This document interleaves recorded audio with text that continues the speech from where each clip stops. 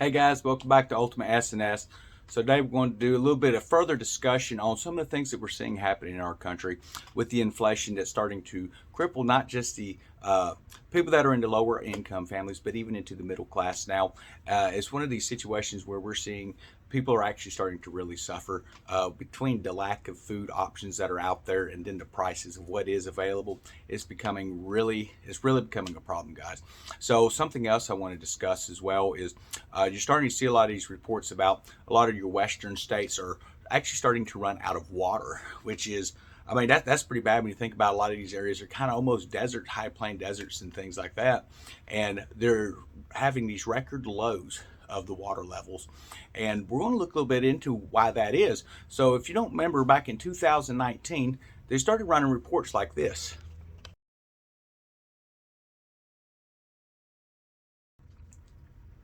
Basically, what that's saying is that our government, on state and even federal levels, is not only selling land here in this country to foreign countries that actually are our enemies when you look at China and different areas like that. But we are starting to, we have been selling water at record highs into areas such as Kuwait, areas such as China, Saudi Arabia, Syria, and places like that, where we are actually taking water from our country.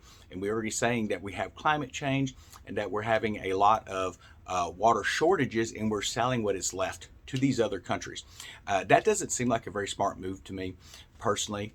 You cannot sit there and talk about what's causing climate change when you're actually selling the natural resources of our country and then try to attribute it from, well, it's not that we're selling the water, it's because it's getting hotter because people are driving cars, so we need to go with more of an electric vehicle. That just doesn't make more sense to me at all. I mean, it really doesn't. But when you start seeing what's happening, not just with the natural resources that are being, they say they're running out or they're signing them away with executive orders. We're taking billions of gallons of fuel and selling it to China and then running to Saudi Arabia to buy fuel from them. This doesn't make sense to me. That's what's happening now. Our president is making contacts across the world trying to find fuel from anyone he can buy it from. But on the same note, he's taking our domestic oil reserves that we had and he's selling that to these countries that do not have our best interest in mind.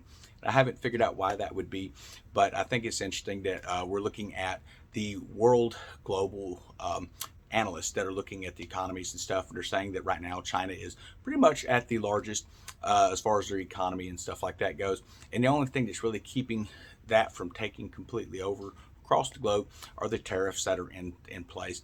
And we're now looking at our leadership is talking about getting rid of some of those tariffs. I don't think that's a good idea. But again, I'm not the one that's up in politics, guys. So we're just going to have to wait and see how this plays out, honestly. But what would be the reasoning for all the different stuff we're seeing?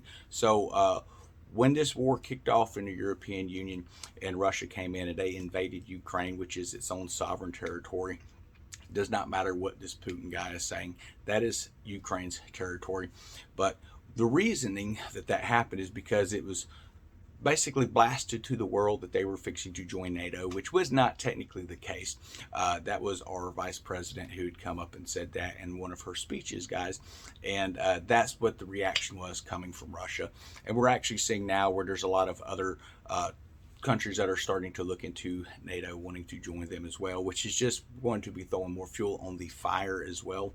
But understand, whether you agree with what's happening over there or not, it's having a consequence across the world. We're seeing food shortages, we're seeing fertilizer shortages, which are going to add upon that food shortage as well.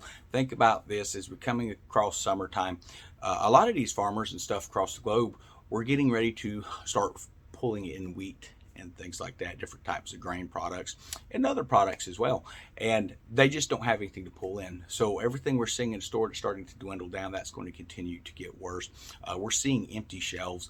Now, I know during the pandemic, guys, we had seen a lot of empty shelves that was happening at that time.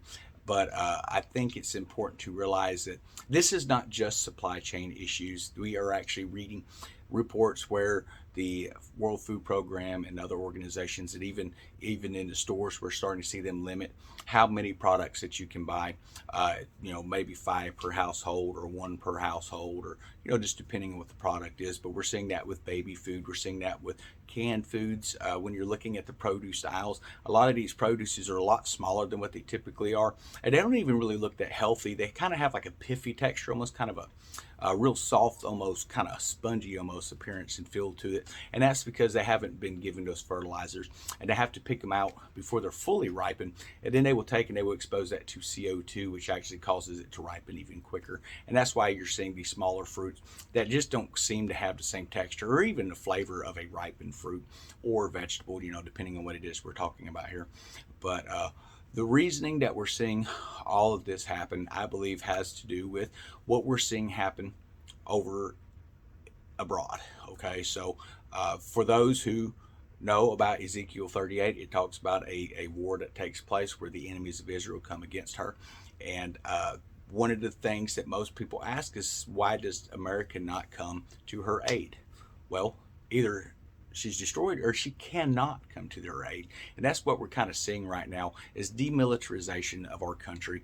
And I don't think, when it comes from a fuel standpoint, understand this: World War II, and great, not just from the countries coming together, but it was won because the communist nations were too far away from their fuel source, and it put a halt on their progression, and then they had to begin falling back. And if we start halting our fuel production and things like that, we will not be able to be on defense the way that we should in this country. People need to come to that realization. We're also not going to be able to come to defense of our allies as well. I mean, if we're having to look at just for our domestic fuel, talking to Russia for fuel, or to these other countries, Argentina and things like that, these countries that hate us, and we're asking them for fuel just to be able to run our daily lives here.